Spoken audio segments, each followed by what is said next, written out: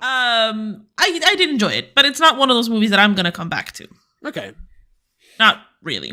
No, I was going to say, that's probably going to be something recurring in each of these Christmas episodes. We're going to talk about which are actually our Christmas favorites. Yes. Because we don't have a specific episode for that, so we're just going to talk about Christmas favorites. No, and I think we have a little bit of a difference when it comes to what's actually our Christmas favorites. Yeah. I have a set, 5 movies that I watch every year, and I have for the last almost 10 years. I have 3 movies that I have to watch every year. Other than that, nothing specific. I plan them in my calendar for when I'm gonna, so I have time to watch them. There are 2 movies that I will watch. One on Christmas morning, Christmas Eve morning, so the 24th. Yeah.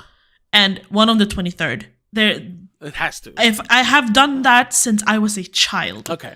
That's fair. And I haven't missed a year yet. That's what Christmas is all about. Tradition. Yes, anyway, exactly. you were going to say but I was going to say, what did you think of it? Oh. The first time you watched it. The first time I watched it.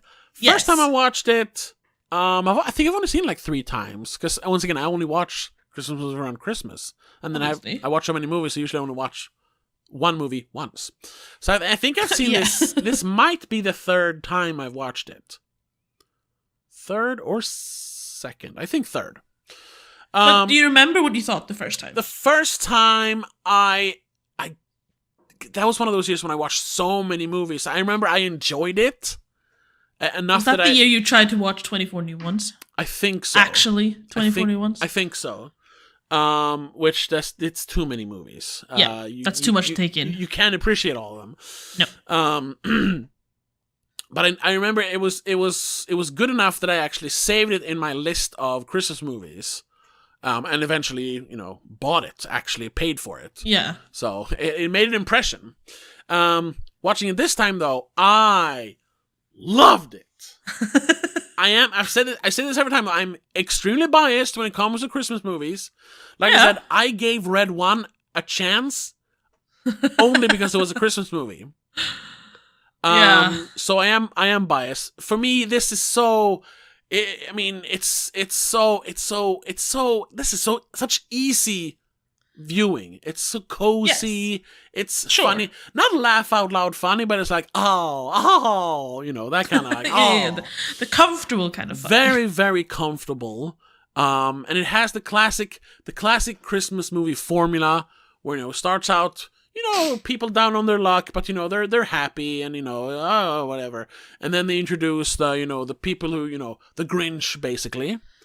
And then towards the end everything starts to kind of fall apart.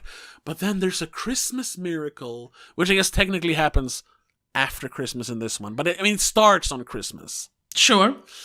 And then everyone's so happy in the end.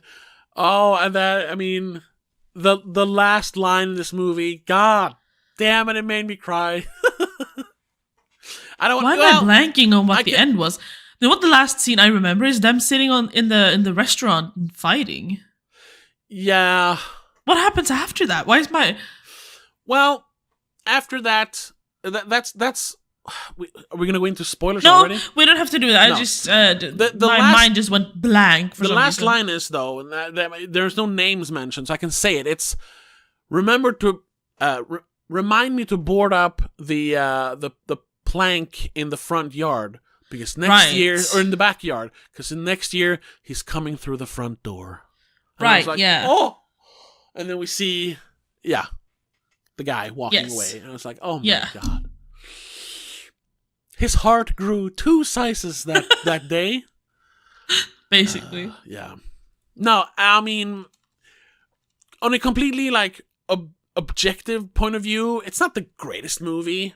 It's a good premise that, meanders a bit. And it's like we said, very, very formulaic with the Grinch character who he not hate Christmas, but he's all about the bottom line. Oh, money here, money this, money that. He doesn't care about the joy of giving, so to speak. Yeah. And there's no standout performances really. No. I like Victor Moore, who plays Aloysius T. McKeever. And I think Gail Storm as Trudy O'Connor's good, but that's about Yeah. it. But like I said, because it is a Christmas movie, I love it. I mean, this is it's a 5 out of 5 for me. Oh my god. I mean, a Christmas movie has to be really bad for me to give it a bad score. Sure. But like, and also because it is it's old, so it has that nostalgic feeling, even though it's not even too old to be nostalgic for you. Not even our parents were born back then, so it's not like it's actually nostalgic. But you know what I mean? It has that. Yeah, it was a better time. Olden days, yeah. Yeah, when bums could just walk into mansions and live a life of luxury for a few months. That's the thing I did like about this movie. The premise is really good. Yes, I agree. That is it's very clever in a way. Yeah. Like the whole, rich people don't spend their entire year in the same house. When it gets cold in New York, of course you move south. Yeah, exactly. Go to fucking Florida or something. And that's when Aloysius T. McKeever, Victor Moore, he has like a system figured out. Yeah. So he is technically homeless, but starting out in November, he moves into the O'Connor mansion. In New York? Yeah. And lives there until mid-March when they are about to come home again because they have their schedule. Then he moves out and he goes into the Guggendorf Manor because they move out. You know what he does? He goes back. He goes to their to their summer house. Right. Because he does have. I think he mentions that he has a key to some other place as well, just because. But I think that's like a safety, right. just in case kind of thing. Just in case, yeah. And he has this whole... Like in this case where, he almost gets caught. Yeah. So, he's technically living in the O'Connor's house. He's just swapping with them. Living there when they're not there. Yeah. And he says, I keep the clothes from gathering moths. I dust off the furniture here and there. Yeah. And I mean, keep it warm. the food he takes, because of course, I mean it's a little unrealistic that they have like a fully stocked pantry. I mean, I guess you would keep like frozen stuff and I guess non-perishables like flour, like canned dry stuff. goods and frozen. Yeah, like but anything the fresh it wouldn't have. But I guess he's a bum. He still has some money. He can buy a loaf of bread, stuff like that. So but that's movie, And when it's just him, it's fine, whatever. Yeah. So even the food he eats, it doesn't even get noticed. Obviously, he's been doing it for 3 years. Nobody noticed. Exactly. It's that the premise is great. It's one of those. It's very similar to in a way it's similar to like I've always had this not dream, but like. If a zombie apocalypse would happen, it would be awesome to just occupy like a mall. Yeah. Because of Dawn of the Dead, but yeah, whatever. Our contingency plan. Exactly. Yeah, I have it planned out, okay? This is kind of the same thing where you kind of like you take over a place and it's kind of half working but half not. Like he has to shut off the electricity sometimes when the gate guards comes by checking to check in on on the place. Stuff like that, and he has to move in and out of the house through the sewer. But he has a system for it, so it's like and then it's manageable. Yeah, and then when he meets Jim, who's down on his luck after being thrown out of his army barrack, he's a veteran, but now they're gonna the place where he lives is gonna tear down the apartment building. Yeah, exactly. So now he gets carried out, literally. Don't think I'm taking this lying down just with I'm on a bed. Dunk, hitting the back of his head. Yeah. That's great. So he invites him, like, you can stay here. And then, and then... Just one more person, that's fine. Yeah, and then the O'Connor daughter shows up. She has escaped her finishing school. And what's a finishing school? I'm not sure exactly what a finishing school is. I get it's a kind of boarding school, obviously, but like... It's one of those girl schools where, like, we're going to make you a proper lady, basically. Oh, how to sit proper and to speak proper and walk straight. Finishing school. Keep your chin 90 degrees. Something like that. Yeah, exactly. It's a girls' academy. A finishing school focuses on teaching young women social graces and upper-class cultural rights as a preparation for entry into society.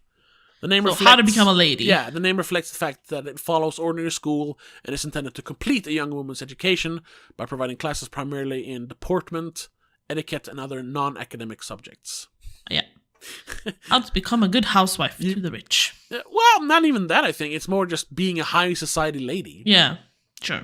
Because if you're rich enough to go to finishing school, you don't have to be a housewife. You have staff for that. Yeah, I mean, housewife is just someone who's a wife and lives in the house. Sure. Stay-at-home wife, then, I guess. Yeah, exactly. A wife. A wife. But she says, I finished. Yeah. And she runs away. Yeah. She wants to live, a life of her own. And at proper first, life. Yeah, exactly. So she goes to the mansion to pick up some clothes, and that's they run in. She runs into Jim and McKeever, but she doesn't want to give away who she is. For some reason. Maybe she's just afraid she'll be brought back to the school. Yeah, or was kind of that, but they weren't super clear on it. Or that if they find out that they have been found out by one of the O'Connors, they're like, "Oh, our jig is up," and she doesn't. Yeah. She immediately kind of like, I don't want to send them away. Yeah, she doesn't care that they're in the house. Obviously, she doesn't really like her dad. It's kind of to slight her dad as well. Like, I'll let these bums live in my dad's house. Who cares? So she pretends to be destitute herself. Yeah. So they let her stay there as well, until she gets a job and all that. And which she's the only one who tries to get a job. Well. McKeever is a regular job. McKeever is he's an old school bum. So he doesn't work. That's just the thing. No, he's figured it out. Yes. I guess Jim is a veteran, so he gets whatever it's called, benefits. He has alimony. Yeah, I don't know what to call it. They never really talk about him not having money. It's just that he doesn't have a lot of money. That's the thing. Yeah, and they can't afford an apartment in New York. But he has money. I think. Yeah, because they do all chip in the end. Yeah, exactly. The little project. Yeah. So yeah, she has to get a job, and I mean the other people that show up are army adjacent or army wives. So, not to talk too much about the plot yet, or the spoilers.